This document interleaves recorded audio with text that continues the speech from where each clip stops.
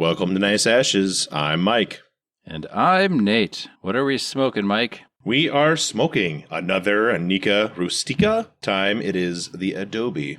We failed to mention that last episode that we had a Robusto size. This is another Robusto size. Always assume that it's a Robusto unless we say otherwise.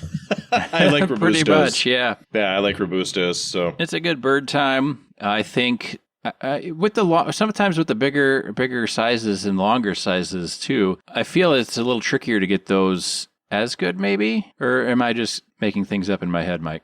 No, I would agree. The bigger the stick, a lot of times towards the end of it, it starts to get sour. Yeah. And if you smoke them correctly, it could take 2 hours to smoke a big cigar. And that's not the right length for the show. No, we've done that for our finales, though, our season finales. We'll sometimes do a bigger cigar. And I think, hold on, Mike. Huh. I need to, we need to do some math here. Why is that? We have to can you help me with some math, Mike? Yes. All right. So I want you should take 43. Okay. Remember 43. And then I want you should take 38. Yes. And add those two together. Okay. And then I want you should add 15 to that. Okay. What number are we sitting at? 96. So this is our 96th episode. So we need to plan something special for our 100th episode of Nice Ashes, Mike. Mm-hmm. And you're the stick guy, so...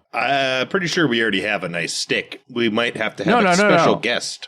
We might have to have a special guest. I'm just saying, we'll have to do something special for episode 100. We're 4 episodes away, so that's your notice. Yes. I'm putting you on notice. Let's figure it out. Not now, because we're recording, obviously. Hi, listeners. How are you? Behind the scenes of Nice Ashes. I wanted to make sure this wasn't it, because if it was, we'd talk about 100, I guess. So sure. Well, I'm sure that we'll have something nice in 4 episodes' time. Yes, future us will be awesome, I am sure. I am certain that it will be glorious and a pleasure for all. Yes. Let's light this Adobe up, huh? Yeah, Abode? Yeah. Adobe, not Abode. I have to admit that I've already lit it, and it's very good so far. It's not acetone or anything bad like that. No, I'm lit, and it's good. It's lighter than the other one, which is weird because the other one was a Connecticut, but... It was a Connecticut broadleaf, and so they can be dark. I was expecting it to be lighter, I'm not going to lie, but... Yeah. I was surprised, and it was pleasant, so... Not complaining. Well, it was funny because usually Mike will send me pictures of the cigars that we're smoking, and I think he did, but that was, I don't know, maybe 2 months ago that he sent me the next, ones we were smoking, and I couldn't scroll back through the text that long. And so he told me the two we were smoking, the two Nica Rusticas, and I didn't pull the right ones out, and I sent him a picture, and he was like, no. So... Neither here nor there, but no. I think what we'll do is I want to do some pictures of our show humidors for maybe our Instagram account, Nice Ashes Podcast on Instagram. But I thought that might be kind of fun to see because I have 2 humidors just for the show cigars, and then I have one for personal. So how many humidors do you have for the show, Mike? I have 2 shoebox cigar style humidors, but I also have show cigars in my big humidor humidifying right now. So, we got some new ones, and so I usually put those in the big humidor and let them level off before I move them to the show humidor. Yeah. Yep. Because the bigger the humidor, obviously the easier it is to level everything off. So yeah, and I got some of those. I don't know if we talked about this on the show yet. Those blue little plastic gel-filled. I'm trying to remember the Humicare. Yep. Yes. Yep. So I got some of those, and those are quite nice. I like how thin they are, and they don't leak after you fill them. So I like them. I have the cigar. They're not a sponsor. Size, and I have the thin flats. And I like the thin flats because you can just put them right on top of your stack. And if you have a multi-tiered humidor, you can just put 4 of them in that big humidor and you're good to go. You should be good for 200 cigars. So, and they don't leak. Yeah. And you can tell right away if they need to be filled. So, yep. And each one of them will handle up to 50 cigars, I believe, is what they say in the literature. Yep. And they have some absorbing and releasing like a Boveda pack does. So it's not like the foam disc style that leak and Yeah. If you put 2 drops too many, then it's leaking and yes. Yeah, even in my big Savoy, they came with those foam humidor things, and they leak like a sieve. They're terrible. I don't like them. Yeah, they're just not good. I kept them in, though, in mine just to give, because one of mine is a 2-tiered. So I kept the foam ones kind of in the bottom, and I think I put one of the flat ones in the bottom and a flat one in the top. So yeah, there's a lot of cool things cool technology you can use. And I like those better than the Boveda bags, even though the Boveda bags are amazing, but I like that these you can refill and use easier than, I know you were repurposing or refurbishing some of your Boveda bags. Yep, I rehydrate them occasionally, and they do all right. Obviously, they're not as good as brand new, but... Yeah. I mean, these HemaCare things are cheap. They're like $5. So that's not bad. Well, they're well worth the investment just to keep your sticks nice and in good orderly fashion. So, yes.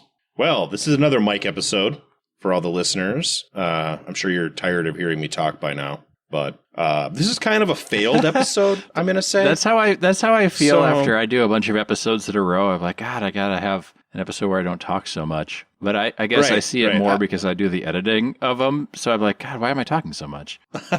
Yep. I tried to do research on a topic, and I hit a brick wall. And I have one half of a show that I planned, and the other half I couldn't find any information on. So was it a brick in the Berlin Wall, or just a brick in a random wall?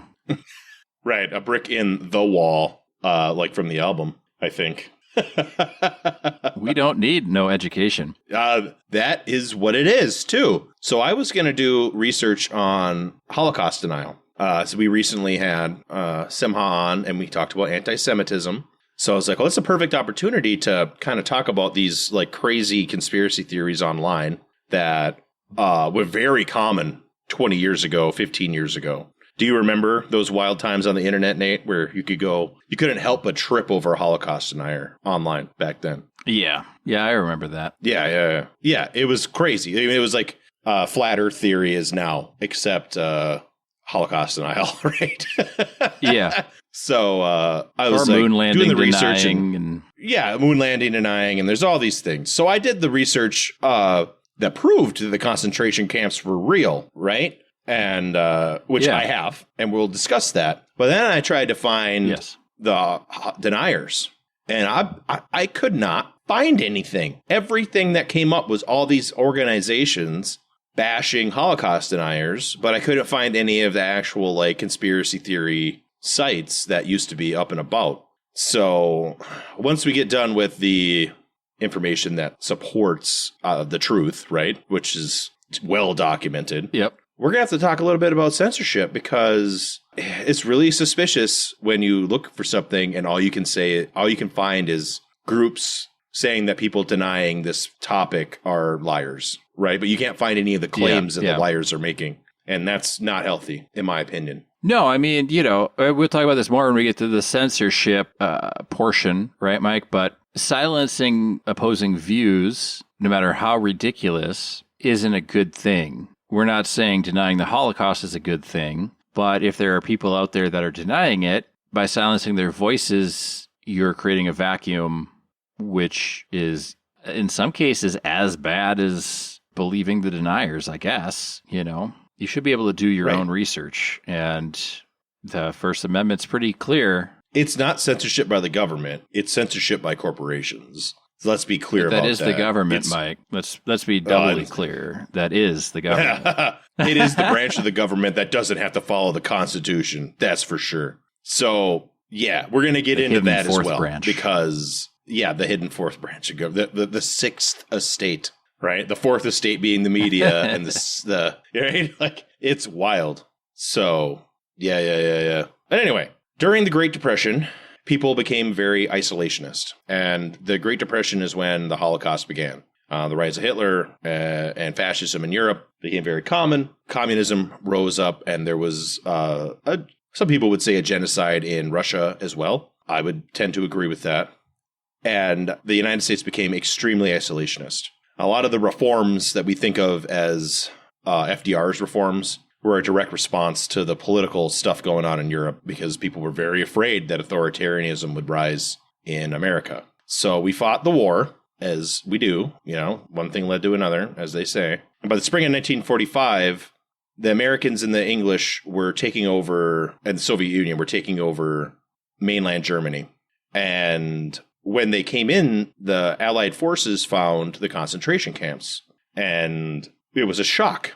Omar Bradley and Patton toured some of the concentration camps, and they informed Eisenhower. And Eisenhower toured, and he couldn't believe it. Now, this is a fact. And again, this is where the censorship comes in.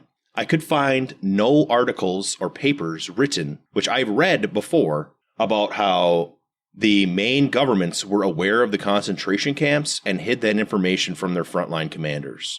Because aerial photography and spy networks made the federal government, our federal government, aware of the concentration camp system, and they hid it from Eisenhower and his staff, which is why they were shocked to find the concentration camps to begin with. Have you heard about this before, Nate? Yeah, I've heard that. I've heard the story of them finding these camps and then sending word back. Yes. The problem is that the U.S. government was aware.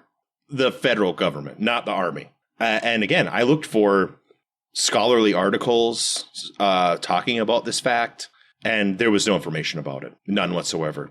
And I also I tried to find articles about the U.S. corporations that assisted Nazi Germany, and I couldn't find that either. So there is some censorship going on, because I know that Ford Motor Corporation used slave labor in Nazi Germany, and IBM maintained the equipment at the concentration camps because they had computerized systems. And at that time, IBM did their own maintenance. So IBM was aware of what was going on. Hugo Boss was a Nazi and was involved with that regime. And there were a few other large fashion houses that were involved with the Nazis. And all this information, I tried to look it up. I couldn't find any legitimate source for things that we know are true. It's like the search engines have buried that information because they don't want people to think about it. I tried to look up some of the anti-Jewish Hollywood movies that were made, couldn't find them. And there were a lot of media from that time that was anti-Jewish and pro-Nazi. And they buried it. They are burying it. And it's because these large corporations that are still around now don't want to be associated with the actions that those corporations took 100 years ago. And it's sick. It's sick that they're hiding the truth. And I'm against it. It's just as sick. To me, that's even more sick than hiding the Holocaust denier stuff, So it was very frustrating. Yeah. Very frustrating. So here's a quote from Eisenhower about the Holocaust. I have never felt able to describe my emotional reactions when I first came face to face with indisputable evidence of Nazi brutality and ruthless disregard of every shred of decency. Up to that time, I had known about it only generally or through secondary sources. I am certain, however, that I have never at any other time experienced an equal sense of shock. So, the reason why we have images of the concentration camps, and I do have a link, but for those who want to see it, and a lot of people probably have, the Eisenhower Library online has many thousands of images that Eisenhower ordered taken of the concentration camps, because he was so horrified that he knew that people in the future would deny the existence of the camps. So we can thank Eisenhower for this knowledge because he documented it extremely well and ordered it to be documented. Yeah, so and there's another one too, Mike. I'm sorry. I just wanted to mention that there's another one too that has Alfred Hitchcock attached to it. It's called the German Concentration Camps Factual Survey Film, and it is I think it's a British Film Institute or something that they sent. It was ordered in April 1945 by the Supreme Headquarters Allied Expeditionary Force, and it's an official documentary, about German atrocities in the concentration camps, and it was compiled by footage shot by combat and newsreel cameramen. And Alfred Hitchcock was a treatment advisor for the end of it. So Supreme Allied Command was Eisenhower. Okay, and this one I think they just restored, and you can find it now out on YouTube and other places as well to watch for free. Okay. Interesting. I did not know that. Probably going to be something I should watch. Just not something good to watch, but something to watch for sure. So there was a interview that I watched. It was the YouTube archive American Veterans Center. And this guy is 90 or so. Okay. And this is his quote. Eisenhower said to let as many people as possible see the concentration camps. I went to Dachau, one of the oldest concentration camps. I can't describe it. Kids ask me to describe it. You think everything you hate the smell of, everything, and put it all together and you still don't have it. It was just something horrible to see. Human beings dying there, nothing you can do about it. At first they were afraid because we had uniforms. Germans had uniforms. Once they figured out we were going to help them, they tried to smile. But they forgot how to smile. They prayed. I should talk about it, but it bothers me still. I used to dream about it. It's so inhuman that you can't show it. And that was a 90-year-old soldier talking about it. Yeah. Experiencing it in 1945. So it's pretty horrifying. My grandfather fought in the war as a tanker, so he certainly had to have seen that shit. And a lot of our grandfathers or great-grandfathers probably did as well. Yeah, my grandfather was in the Navy, Merchant Marines. So I don't think he went and saw, but he saw other things that were also plenty horrific, but probably not as horrific as that. Right. Yeah. My grandfather was a tanker out of California. So he was in a California tank division. So yeah, like I say, the horrors of the war were well documented, and the horrors of the Holocaust are extremely well documented. On purpose, because they knew that people would say, oh, this crazy event could not possibly happen. People aren't that evil. And clearly they were, right? I don't want to laugh about that, but very clearly they were. Yeah. So there's a gentleman named the Bookkeeper of Auschwitz. Have you heard of this guy? No, I have not. He was one of the last Nazis to be tried for human rights violations. He outed himself when he was like 84 or 85 because, and this was really like 10 years ago, he was in the SS and he was an accountant, and he transferred out of Auschwitz in 44, I want to say, into a SS commando division. So he wanted to get out, and he outed himself because there was growing anti-Semitism in Germany and Holocaust deniers and neo-Nazis. And they were denying the Holocaust. And he's like, oh, no. It was horrifying, right? And this guy lived under an assumed name his whole life. And he outed himself, and he is now in prison, or he was in prison. He might be dead now. And he put himself in prison because he didn't want people to deny what went on, right? And he talked about how he had to work with IBM staff because all of their computer systems were maintained by IBM. So, again, this was known. Okay. If IBM knows, the president of the United States has to know, right? You would think. Yeah. And the fact that they're trying to cover this up now, cover up the involvement of current corporations in the atrocities, is sickening to me. I'm against it. Yep. I obviously people alive now are not directly responsible for what happened then. But the fact that they're trying to cover it up to me, speaks volumes, in my opinion. And again, this is a failed episode because what I really wanted to talk about was the crazy claims that the Holocaust deniers made, which now from memory, it's like, oh, it was only 1 million people. Oh, it was only this many people. And so I'm going to bring up some stats here because that's what we do here sometimes.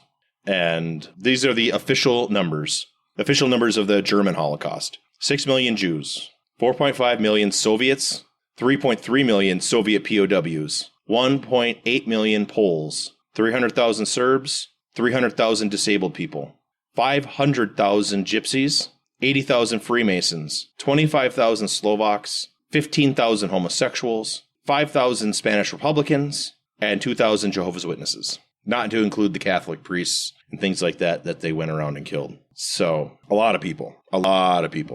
Yeah. Not exactly the happiest topic in the world, but obviously, right? But like I say, I really wanted to talk about the Holocaust deniers, and you just can't find information about what they're claiming. I'm not going on the dark web to find content for this show, so I don't know where it's hidden. But there's still these crazy fucks out there yapping for sure, right? They got to be. They have to be. Where? I mean, who's? Well, I guess if you can't find it, it's hard to tell who's suppressing it or who's hiding it. Are they hiding it themselves to avoid persecution or something, or are other people hiding it? I can't imagine maybe other people are purging the web of it, I guess. Google, I think, is banning it from their algorithms, so people can't search it out. And I think a lot of web domains are not allowing access to their servers. And payment processors are banning it as well. So they're trying to defund them through the mechanisms of corporate America. So they have to be on servers from countries that are outside of the American influence of power.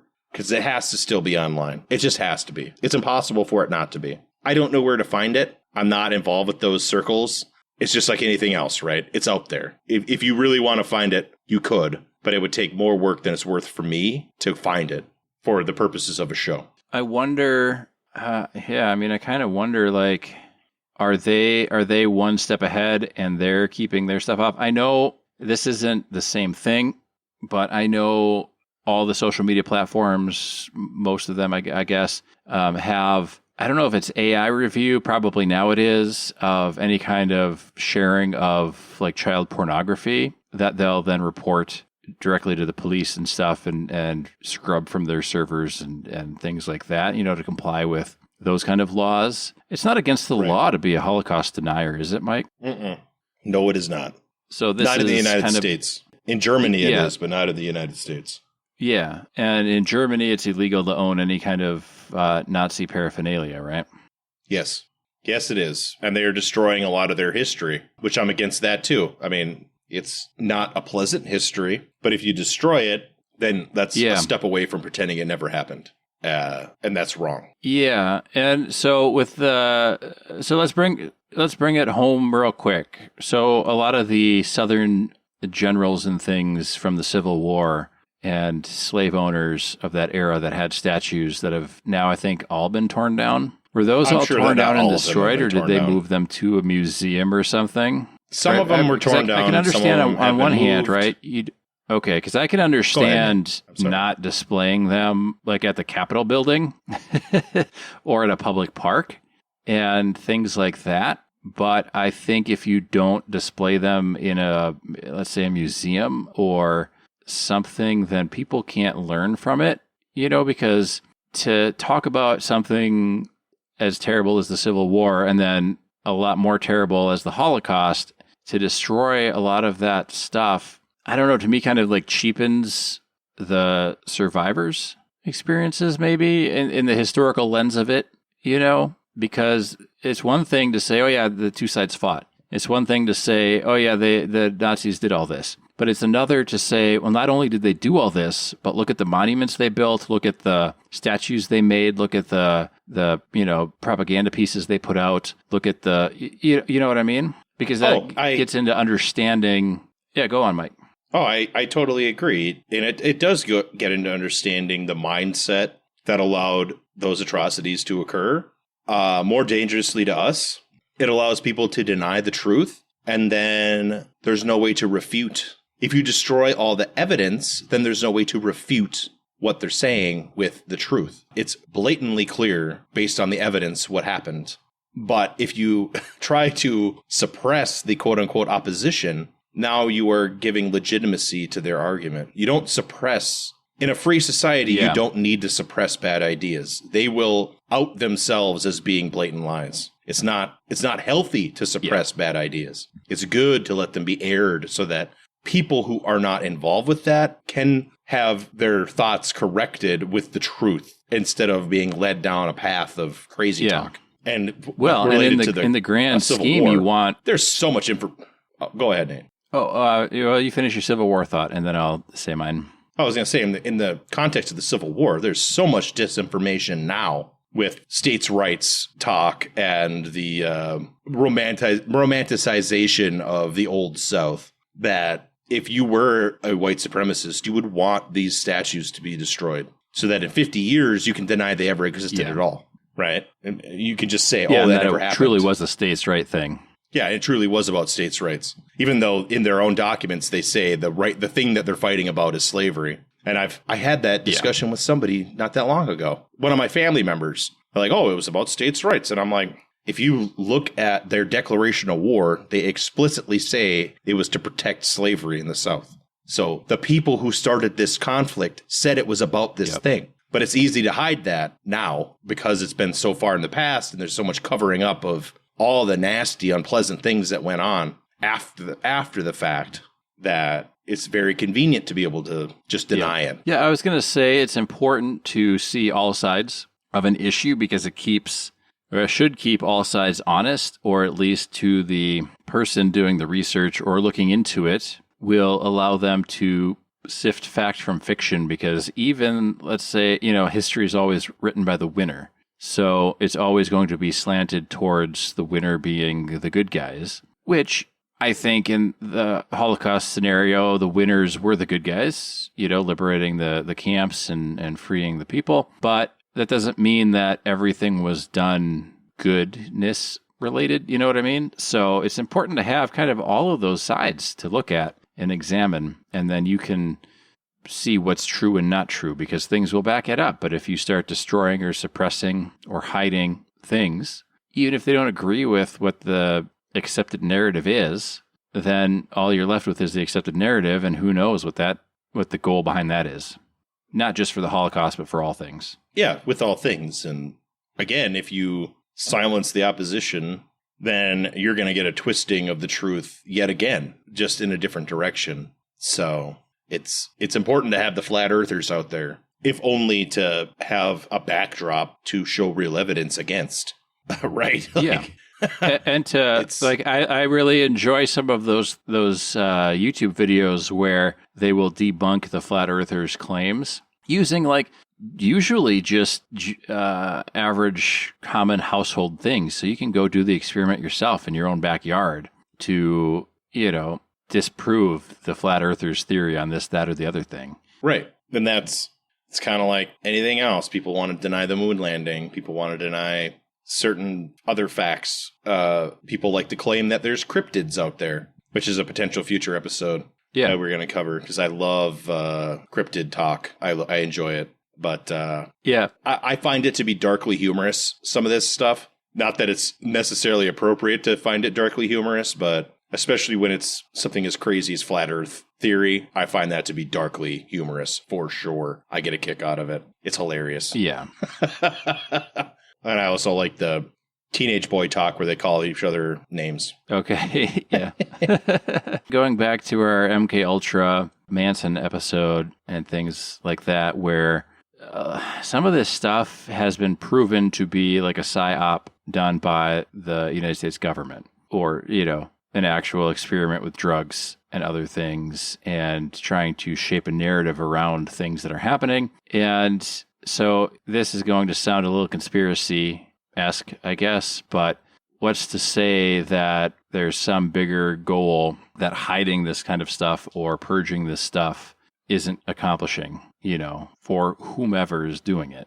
I mean, it could just be that the Holocaust deniers moved to private servers to avoid, altercations online or in real life. And I know there's a lot of websites out there that do less than desirable things in the eyes of the law that are invite only, and they're private servers that nobody else can access without a username password and being granted access. There are some servers out there, some sites out there that you can't even ask. You can't ask for an invite. It will just find you if you're the kind of person that the site is trying to attract. You know what I mean? Yes, I do.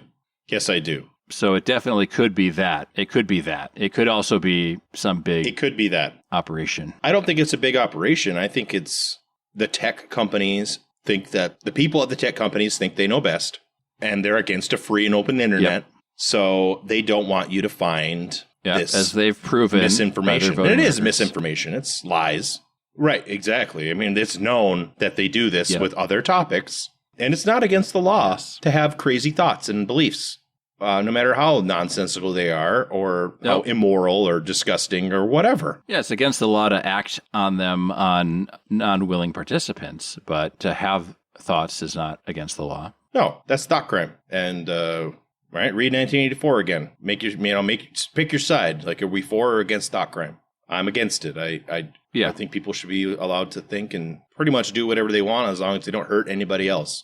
And it doesn't hurt anybody to think crazy things about historical events. I've listened to hours That of is true. lectures. I of mean, people Forrest Gump made a lot of money Crusades. by doing that. Right. I mean, Oliver North has a fucking TV show. So if that guy can have a TV show. Man, the Crusades are wild. I read a book about the Crusades because I really wanted to learn more, but it was very hard for me to follow because the Crusades, it wasn't like a one-time thing. There have been multiple Crusades throughout the centuries. Yes. So this book kind of went through all of them, and I was like, what? And I didn't have enough background information on all the stuff to be able to process all the Crusades. So that was wild times. But, when we were talking about the Crusades, we're like, oh yeah, that's, Robin Hood went and was on the Crusades and then, came back and blah, blah, blah, or Richard the Lionheart or whatever it is from the Robin Hood movies and stuff. But I mean, that's like the general population's kind of understanding of the Crusades. But if you do a little bit more research, it's like there were a lot of Crusades. There were a lot of Crusades. And I mean, the prevailing theory that I follow with it was that it was largely about stealing money, stealing wealth, controlling trade routes, and a blow-off valve for warring factions in Europe. Because there were many very costly wars in Europe. And the powers that be thought it was a better use of their resources to go and take over trade routes in the Middle East and then use any excuse they could to legitimize it. Which is part of the reason why the Crusaders kind of like would attack Christian towns military and take them over. Very similar. Yeah. I mean, the Crusaders took Constantinople. That wasn't an accident, right? Which the Byzantines were involved in the Crusades, but they got attacked by their quote-unquote allies because they had money. It was about stealing gold. Yeah, it's strange all these heretics we're trying to purge are in the richest towns and countries and cities. Strange how that worked out. Yeah, it's just a coincidence that it was just the major trade route for all the goods that they wanted to buy. Yeah, the hotbed of the heretics is just happens to be the big trade route. It's a coincidence. It's a coincidence. Yeah. A welcome one, to be sure. So, oh yeah. A happy coincidence. It's like Bob Ross. Yes. We're going to paint some happy little trees here in Auschwitz. Right. My aunt went to one of the concentration camps. Now, I can't remember which one. She said it was pretty scary, pretty eerie to go there. Which she's not. My aunt is not particularly prone to like magical thinking, but you know, she definitely had some magical thinking when she was there. Yep. So, yeah, my parents went. I think after college, and they told me a little bit about it. So a life-changing visit. Right. I don't know about life-changing. Someday, I think I'll definitely go. Impactful. I would like to go. Yes. I don't know. Have you seen those kids that went and they were like dancing doing like a TikTok dance like at Auschwitz or Dachau or something like that, or like walking across like, the tombs or something. I don't know. Well, yeah, don't put anything past teenagers, I guess. Tide Pods and everything else, but I would like to go to see it. I don't think I will like being there. You know what I mean? But I think it's one of those kind of important things. Yeah, if I have the ability one day, I would like to go. I'm sorry, guys, that I only got you half an episode, but that was kind of the point. It's like censoring the opposition is never a good thing. It's just not. Yeah, because you can't get a balanced take on it. When we did the conspiracy episode, we could find the videos of the guy that believed if you swallow gum every 7 years. I mean, so you could find that. You could find that video, and you could watch it, and you could look at it, and you could do your own research, or you could see how passionately he believed it and kind of how crazy it sounded.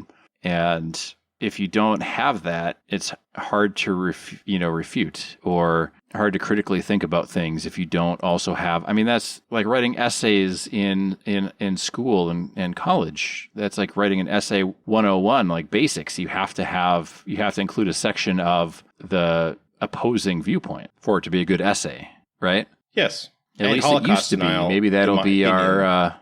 that'll be a new topic for our one of our episodes. Well, I was going to say that. Well, that'll be like firmly in the camp versus truth. Oh, sure.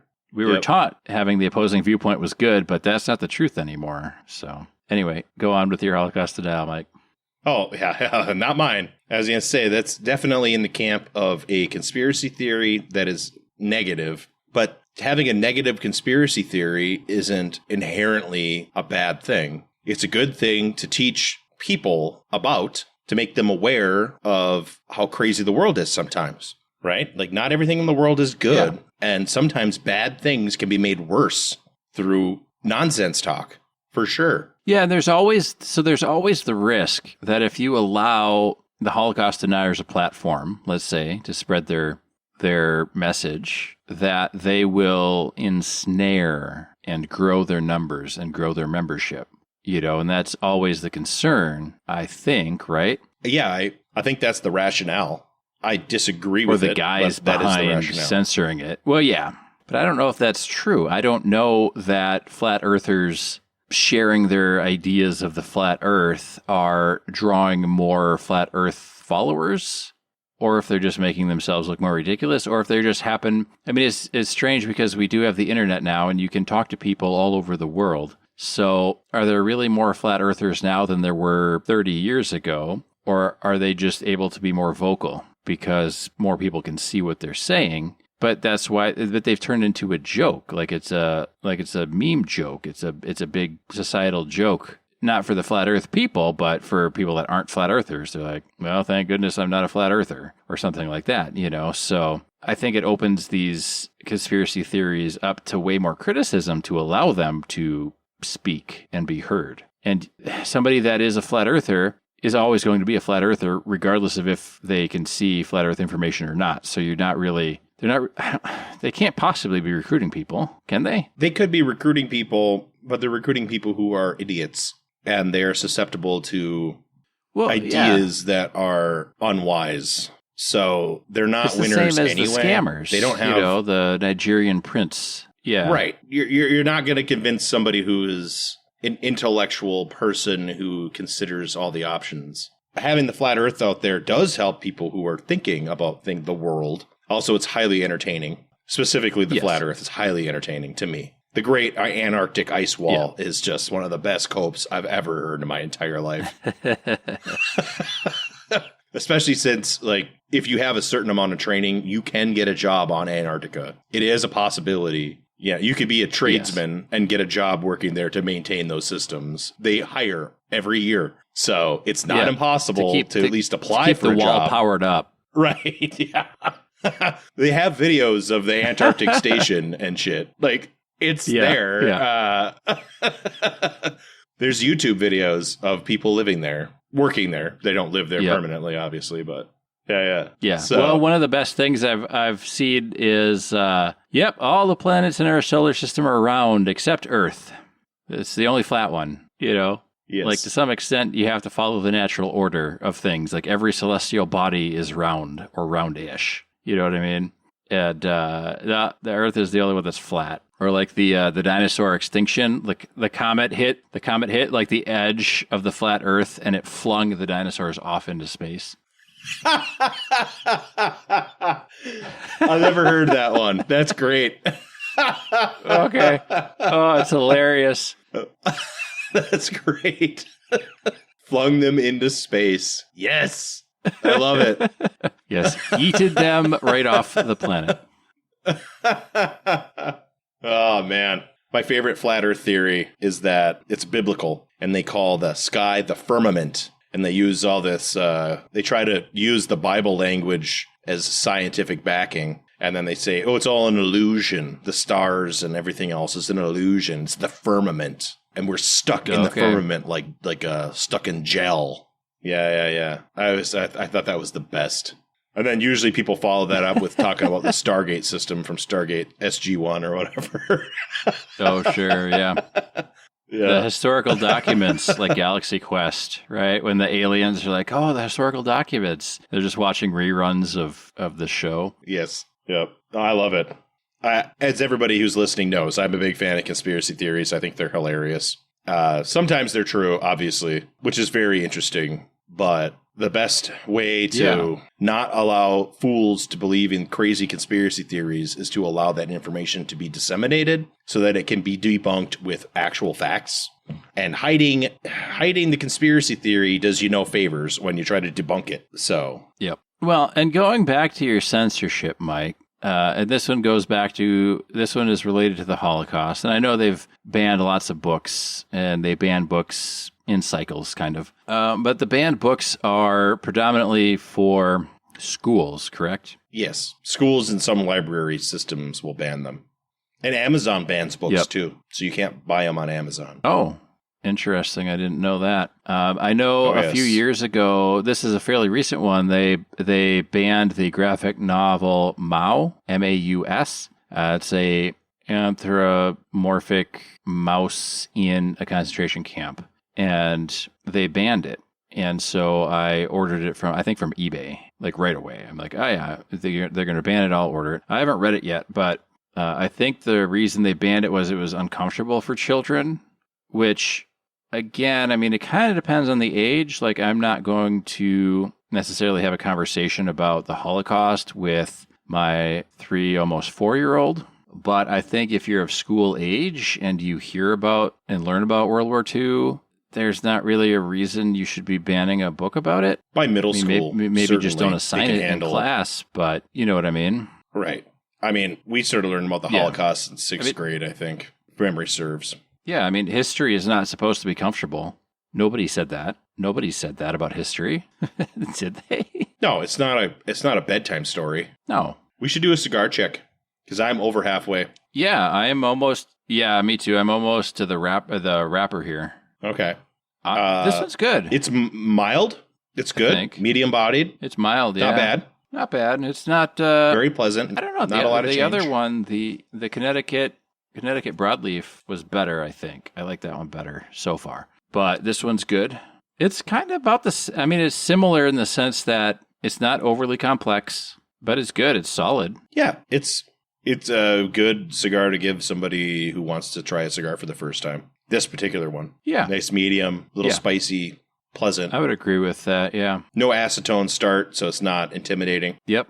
Good start, good through, got good airflow. Nothing bad to say about it. No, I have nothing bad to say about it at all. It'd be good with a cup of coffee. Yeah, it would be. So other censorship stuff, Mike, I don't know if you've noticed this or heard anything about this, but this kind of goes back, and I don't know if this is truly full-on censorship, but I suppose it is. I suppose so. A lot of Disney movies, well, we did Song of the South, but if you're looking or thinking about, let's just say Peter Pan, and even Aristocats, Disney hasn't been censoring their movies, but they'll put a disclaimer at the beginning saying that some scenes in this film embody a viewpoint from a past time and we can learn from it, blah, blah, blah. But I guess some studios have been known to alter films on streaming platforms to the point where maybe you can't even find the original version of the film anymore. Have you heard anything about that? I know that Disney's been putting disclaimers up, which is fine. Like, that's appropriate. That's fine. I think that's perfectly acceptable. Yeah, I heard that they were going to put a disclaimer at the front of Gone with the Wind, which is fine. That's cool. Don't edit it. That's fine. But it's fine. No. Yeah. But I guess so. And I'll watch movies on Tubi from time to time. It's free. You get a couple ads. No big deal. And so somebody told me, I was having a conversation with somebody about a lot of different films, and they were saying, oh, well, Tubi's censoring and editing their films that they put up. And they were bought by a big Christian conglomerate. And I'm like, why would a Christian conglomerate want to buy Tubi, where they show a lot of, B films that are nothing but naked women running around and blood and gore and stuff like that? All things that you would think Christians would not want to be. And so I was looking it up, and what I found, and I don't know if it's true 100% or not, is that the studios that are giving these films to Tubi, to contractual deals, whatever, what have you, for their platform, are a lot of times giving Tubi an edited or censored version of the film, but not disclosing that it's been edited. Really? So what are they editing out? It's I don't know. And some cases it's gore or nudity, or sometimes they're blurring the nudity for these films that are already rated R, I guess. I haven't noticed one because a lot of them are just, like shitty movies from the 80s. Right, and how would I know if it's edited? They're running away from a man in a spider suit, like it's not top of the line cinema stuff. But it raises a very interesting question because now most people consume media on a streaming platform. And so how easy is it to say, well, and let's just say James Cameron did this for Titanic. He was told that the stars were wrong in the sinking scene of the Titanic, and he went back and fixed it. And that's not really censorship or editing. That's fixing, right? And he did that for the special edition of Titanic years ago now. And I think all streaming versions now are that. And it's kind of the same as, it can be the same as the special edition of the original Star Wars trilogy, where you can't find the theatrical version in, say, 4K or 1080 anywhere. It's all the stuff George wanted in there, in the remastered or the special editions. But it raises a very interesting point because all of these films exist now on streaming, and that's where people watch them. So what's to stop these studios from changing bits of their film going forward without even having to disclose it? It's a different medium than a book, even though some people will do e-books. But so you could theoretically have an e-book that's changed from the original version, but film, you could potentially drastically change things that are classic films. Yeah, you could. The Hobbit was edited by Tolkien after its first release to add more description of Gollum. He added in more. He didn't take away. He added in more descriptors because people were confused about what Gollum was supposed to look like, and he wanted Gollum to look a very certain way. So he took his criticism and added in a little more description, which is fine. Yeah, and I would say in the case of that's the original author doing it. James Cameron was the original director, changing the stars, and George Lucas was the original director, creator of Star Wars. So that's less problematic to me in the grand scheme. We live in a very censorious time. It's a strange time right now. It's a strange time. We live in a very censorious time, and a lot of those 80 slashers movies, I can see why movie studios would not want to be associated with that style of movie anymore, I guess. Yeah. But they're fun. The tits and the gore was part of the spectacle of the crappy slasher movie. So. You know what I mean? Yeah. Yeah. That's what's part of the joy. You know what I mean? It raises a concern.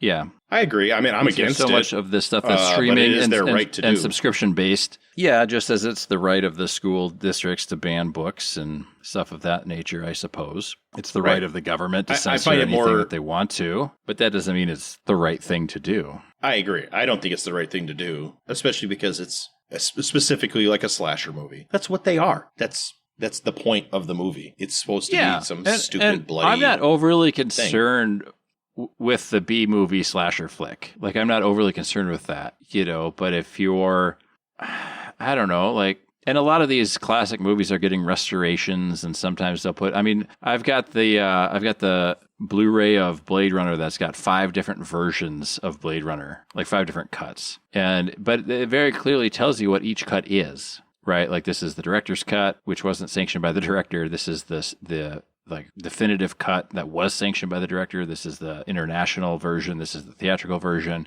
So it makes it nice. You can see all the different cuts. You can watch the different cuts. You can figure it all out. But that's on a physical product that I have purchased. And a lot of these streaming and subscription services, even for, let's say, ebooks or audiobooks or whatever else, there's really nothing to stop these companies from just changing things they don't like. Really, in the grand scheme of it. And there is no really ownership of media anymore. The companies want to separate the consumer from owning the product as much as they can. So it opens up kind of a tricky situation with changes that some might call censorship or editing or what if Reader's Digest, right? They put out all these abridged versions of books, and I'm against that.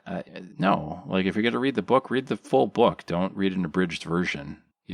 But there's a market for it, I guess. There is a market for it. Certain people are very comfortable censoring the opposition.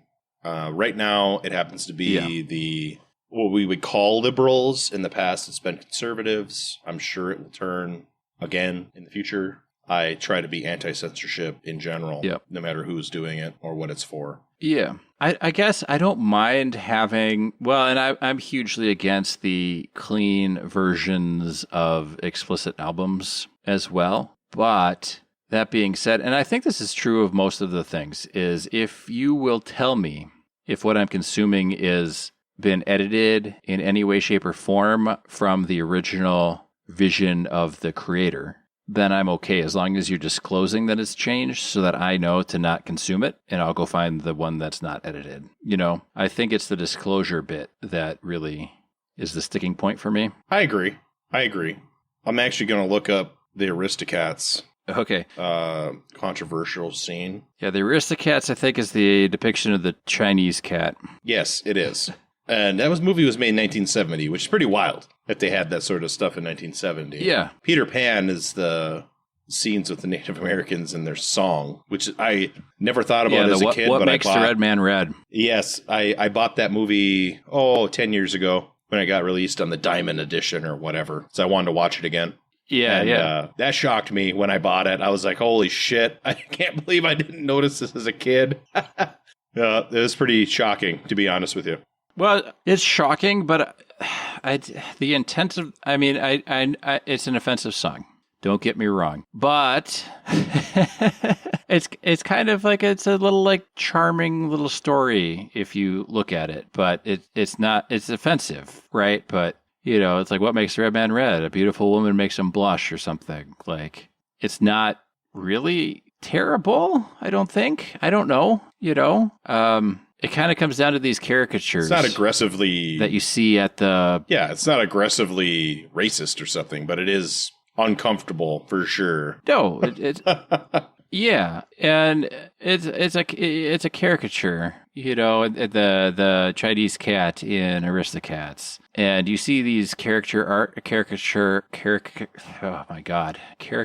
whatever. You see these people at amusement parks and things, and you sit down, you pay them money, and they exaggerate all your features and stuff. And maybe the difference is if you're paying them, you're condoning it or sanctioning it. And if it's just in a movie or something, or a book, or, look at H.P. Lovecraft. We don't have to go into that. But, then it's unsanctioned, therefore it's bad. And I'm not saying it's good. I'm not trying to say that. But some of these things are just caricatures and exaggerations. It definitely doesn't have to be done to advance the plot of the story in Peter Pan or in Aristocats. But like you said, it's not necessarily blatantly offensive and aggressive and demeaning necessarily. No. I've read a lot of pulp novels, and that's kind of what they are. It's just caricatures and nonsense. And it is, by modern standards, not appropriate, but for the times, it was considered perfectly fine, Perfectly fine. Yeah. It's awkward reading it now. Well, and I see a lot of things... I see a lot of things online about people make these videos of how to talk Midwestern or how to make a friend with a Midwesterner, and it's you comment on the weather and you always say it's good, it's 40 below, but at least it's not windy or something, and it's all true. Of course, I love Hot Dish. Of course, we can never leave without a 20-minute goodbye, But those are kind of caricatures as well. But it's not necessarily targeting an ethnic group, even though the Midwest is by and large, German and similarly European in that sense. So it makes sense there would be a lot of same kind of mentalities and things like that. But Yes, certain subcultures exist. You can only make fun of certain subcultures right now in the United States. And it was true then. 50 years ago, it was true as well. It's just now we can target different groups and not feel bad about it. And I'm sure it will change in the future, potentially. Yeah. Well, and it's a little bit, now correct me if I'm wrong, but the Land O'Lakes butter, I believe that was drawn, that logo with the Native American woman and everything was drawn by a Native American. She was commissioned, I think it was a she, the artist, was commissioned to do it and did it. But they removed the Native American from the Land O'Lakes butter, fearing backlash. That is my understanding. So, yes. In some of these things, it's not even the exaggerated portrayal, whatever the exaggerated portrayal might be. It's not even that ethnic group that has a problem with it. It's just the fear of being called out for it, I guess. Yes, the Fighting Sioux logo was the same way. That was drawn by a professional indigenous artist. Okay, which is a form of censorship in it of itself, to tie us back into the censorship. And when you think, well, some things should be censored, I don't necessarily believe that. I think it shouldn't be censored, and the free people should decide. Yeah. The Fighting Sioux logo was determined by the NCAA because the hockey team went to the D1, and then the NCAA basically forced them to change their logo, even though there was no public outcry for it. It was just an order from the organization saying you're not allowed to have the logo anymore. Yep. I am putting my cigar down. It is burning my fingers. Okay, I've got a little bit left, maybe an inch. I wanted to talk real quickly because I think it ties in a little bit. The new Minnesota state flag, Mike. Yes. There was an outcry from somebody, right, about the seal on the old state flag, the original state flag? Yes. Wasn't there? There was something about like the white man and... they didn't, certain groups, and I don't think it was the indigenous groups in the state. I think it was an activist organization that was not related to any of the bands in Minnesota. But they didn't like the depiction of a Native American riding a horse on the seal or a white guy plowing a field, waving to each other. They didn't like that. Yep. They being this group. And I'll have to look it up because I'm pretty sure it had nothing to do with any of the bands. Yep. Yeah, it's not terribly important. We went to took a family trip to the Minnesota History Center, and we were looking out. They've got a big hall with a big, floor-to-ceiling window where you can see the state capitol. And one of the History Center volunteers came up and was like, "Yep, there's the new state flag over there." And he was an older guy, and he goes, "Personally, I like the new state flag much better because I can look across and I can immediately pick it out. If you had a lineup of all 50 state flags," and he said, the New Mexico state flag is very distinct, a very distinct flag. And there's a ton of state flags that have, the blue background and then a seal in the middle. And he's like, if you're any distance away from them, they all look the same. You can't pick out one versus the other. And I made a comment about a lot of the British colonies or countries that started out as British colonies that have the British flag in the upper corner or something. And, they're very similar. And so his view was that we should have a distinct flag because we're a distinct state. And, the new design wasn't my favorite of the designs that were proposed, but I remember on Facebook there was a ton of people saying, keep our original state flag and blah, blah, blah, and don't give in to the whatever, the wokeness or this and that. And I don't know. I feel like that change is fine. It's distinct. You can easily pick it out from a distance. If you want something to represent your state, don't you want something that's distinct and not like 20 other states? I have done a little research on this topic because I thought it was ridiculous. People were getting upset about the state flag change. So the original state flag came out in a wave of state flags that were all pretty much the same. They all had state seals and maybe their name of their state on them. And now this new flag is part of another wave. And our state flag looks unique by comparison to the old one. But there's a ton of new flags that all look pretty much the same. And our flag looks just like all these other flags. Okay. A lot of towns, and it does not look very distinct when you put it up against these new flags that are coming out. They all look really similar.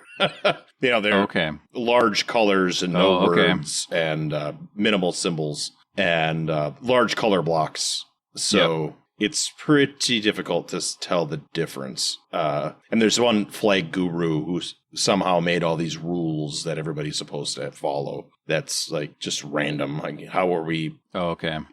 There's no rhyme or reason. It's just like the opinion of this commission. But it looks pretty similar to a lot of these flags that are all coming out right now to replace old flags that all looked pretty much the same as well. So it'll get lost in the ether. I mean, I guess I'll have to look. It'll get lost in the ether. At some of these other ones, I don't have anything against, having guidelines or standards for state flags. They're all government entities, after all. I guess I was hoping they'd all be it doesn't matter to me. More distinct. I mean, the New Mexico flag is distinct. Always has been, as far as I know. But, the Wisconsin-Minnesota flag always looked the same because they were both blue with the seal. So... Right, and the North Dakota flag looks pretty similar. A lot of the states that all became states around the same time all had flags designed similarly. And now there's the same group, just different, And that's fine. According to this little bit of research I did, the seal there was an individual person who was indigenous, who was a leader of a non-governmental group that was against the old seal. So, but yeah, and that's fine. Whatever. That's Symbols change, seals change. Yeah, it's perfectly fine. Like, I don't really care. It's not it's not going to change my life. So no, but I guess like that's not really flag censorship. I mean, that's just changing the times. And a flag is something that should be allowed to change with the times, much like our Constitution. It has a mechanism to change with the times through the amendments. And we've had a slew of amendments since it was written. But that's different than censorship. You get newer thoughts, newer people, right? New times, and the flags and laws should change to reflect those new times. Classic works of literature, film, events, historical events should not change. The literature and movies and films of that time should change to reflect the modern time, but you shouldn't go back and change past things to reflect modern times. I agree. Is my stance. I remember Guam and Puerto Rico had votes a couple years ago to become states. And one of the controversies was, if we get 51, it's going to be hard to make a flag. So they both have to vote yes, if they become states or not. Yeah. Because people didn't want to have a 51-star flag. It's like, that's ridiculous. That's their right to vote whether they want to be a state or not, whether or not we change the flag, So. Well, and who says the United States flag has to stay the same design and layout? If you can change a state flag. Ever. Right. Well, yeah. U.S. flag has been that way for a long time. But we've added, but again, I don't really have an opinion about the stars it. used to be in a circle. Well, yeah. You could make an infinity symbol with the stars and cram 51 of them in there. I don't care what you do with the stars. It doesn't matter. Like, I don't care. Right.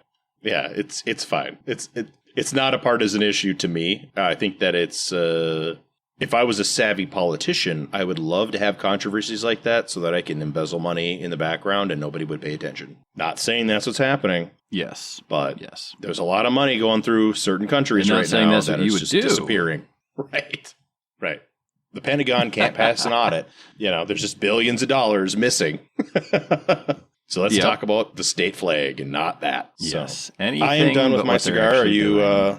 Yes, I am done as anything well. But what's actually going on. What do you think, Mike? I like it. It was mild, smooth, very consistent throughout. Yeah. Not particularly Didn't have inspirational, any foul but good. tastes throughout. No, it was good. It was just a decent stick. A good, like you said, I'd like to do this one with coffee. That'd be a good pairing, I think. Yeah, I think so. A nice cup of coffee. A Guatemalan hue. Something like that. Yes. Not a state hue. Oh, that's Guam. Guam, not Guatemala. Sorry. That's my bad. It's Guam, yeah. All right, guys. I'm sorry for the lack of great information about some conspiracy theories, but... You know what? I think censored off the internet. Yeah, I think personally, I think it went well. I think it was good to have a little bit of a shift. I think it would have been a really downer episode to talk about the Holocaust for the whole time. Not that it's not worth the time.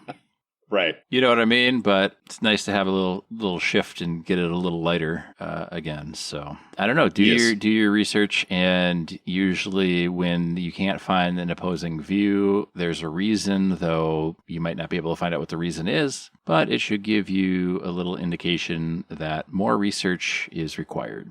Anyway, thanks for listening. Be safe, have fun.